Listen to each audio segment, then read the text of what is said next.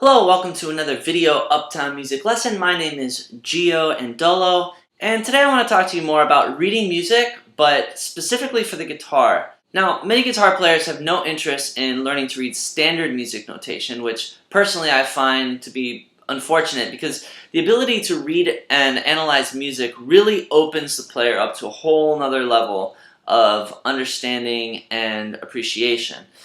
But for those guitar players who are reluctant to learn music notation, there are a few other ways to read and write music for guitar that are a little bit more accessible. And the first of those is chord diagrams. As you're probably aware, the guitar is used a lot for accompaniment. That is, strumming chords in support of a vocalist. Hey, Mr. Tambourine Man, play a song for me. Or in support of a lead instrument like fiddle, flute, saxophone, harmonica, or even electric guitar. One tool that is used to notate chords is called a chord diagram, which is a simple representation of the guitar's fretboard. The 6 vertical lines represent the strings of the guitar, and the lines going across represent the frets. Chord charts typically show just the first 3 frets, so that the top line represents where the nut of the guitar would be. Then you'll see dots or circles on the lines, which represent where your fingertips should go to fret the chord. So make sure you have your guitar with you now as I show you how this works. If I turn this diagram on its side, like this, you'll see that we have fingers on the 2nd string 1st fret, on the 4th string 2nd fret, and on the 5th string 3rd fret. Sometimes you'll see little numbers next to the dots, which indicate which fingers to use in that particular place. Alright, and for this chord, the 3rd string and the 1st string will be played open. So you're going to see circles over those lines.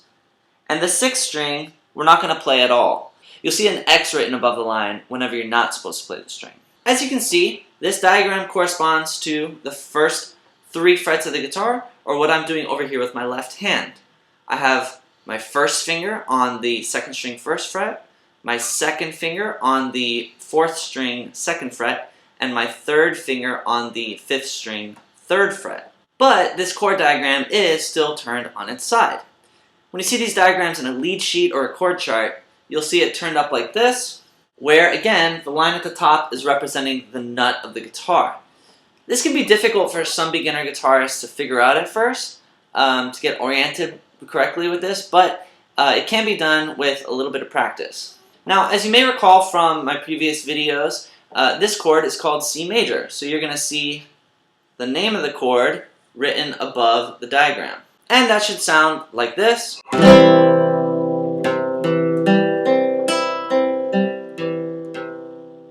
If it doesn't sound like that, if the notes aren't ringing out clearly, then I do hope you'll check out my other video about how to troubleshoot your first chord on the guitar. Now, chord diagrams are commonly found with guitar sheet music, chord charts, lead sheets. But with all of these, you may also just see the name of the chord, C, G7, A minor. In such cases, you may see a legend at the top of the page, which may show all of the chord diagrams that you need for the song. Or you may be expected to just already have these chords known and memorized.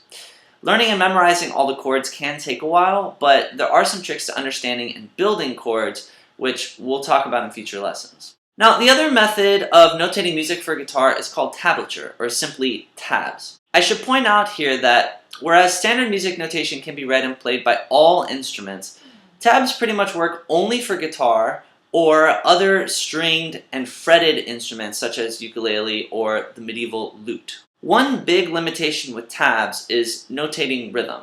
Basically, everyone does it different, so it can get a little complicated and confusing, and for that reason, tabs only really work for learning songs that you're already familiar with. And here's how they work. Similar to the staff, which we talked about in a previous video, you'll see lines that go across the page. But instead of 5, as with the staff, we'll see 6 lines. These 6 lines represent the 6 strings of the guitar, where the top line is the 1st string, 2nd, 3rd, 4th, 5th, 6 strings. With basic tabs, you'll see numbers on the lines which indicate which fret to press down on the string. These numbers should be read from left to right, and if the number is 0, as you see here, the string should be played open. Here, I'm reading this tablature, playing the open strings from the 1st to the 6th, and back again.